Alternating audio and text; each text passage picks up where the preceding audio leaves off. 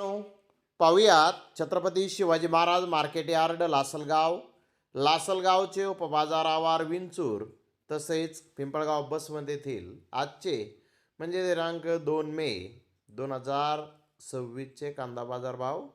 चला तर मित्रांनो, जाणून घेऊयात आज या मार्केटमध्ये कांदा भावाची आवकीची परिस्थिती नेमकी कशी आहे. मागील बाजाराच्या तुलनेमध्ये कांद्याच्या दरामध्ये इथे आज काही बदल आहे का, याची सविस्तर माहिती अगदी थोडक्यात आपण या व्हिडिओमध्ये जाणून घेणार आहोत. त्यासाठी मित्रांनो आपल्याला व्हिडिओ संपूर्ण पाहायचा आहे. तर मित्रांनो, सुरुवात आपण करूयात नाशिक जिल्ह्यातील महत्त्वाचं कांदा मार्केट असलेल्या लासलगाव येथून. लासलगाव येथे 723 वाहनांमधून आज अंदाजे 11,170 क्विंटल उन्हाळी कांद्याची आवक आली होती. 400 रुपयापासून 1,625 रुपये क्विंटलपर्यंत लासलगाव येथे आज उन्हाळी कांदा विकला. तर सरासरी उन्हाळी कांदा 1,130 रुपये क्विंटलपर्यंत आज लासलगाव येथे विकलेला आहे.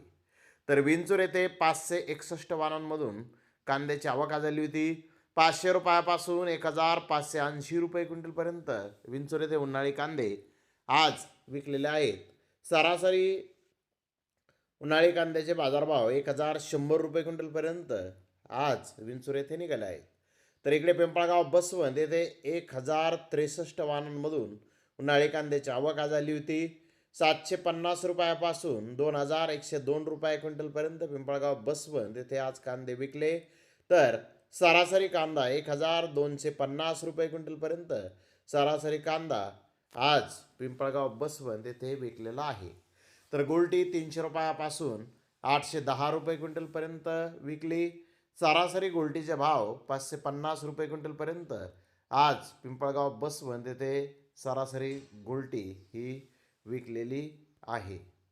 मित्रांनो, आता मागील बाजाराच्या तुलनेत जर पाहिलं तर आज नाशिक जिल्ह्यामध्ये कांद्याचे बाजारभाव आपल्याला स्थिर पाहण्यास मिळत आहेत. तर धन्यवाद मित्रांनो, आपण माझा व्हिडिओ शेवटपर्यंत पाहिल्याबद्दल. व्हिडिओ आवडल्यास लाईक करा, शेअर करा.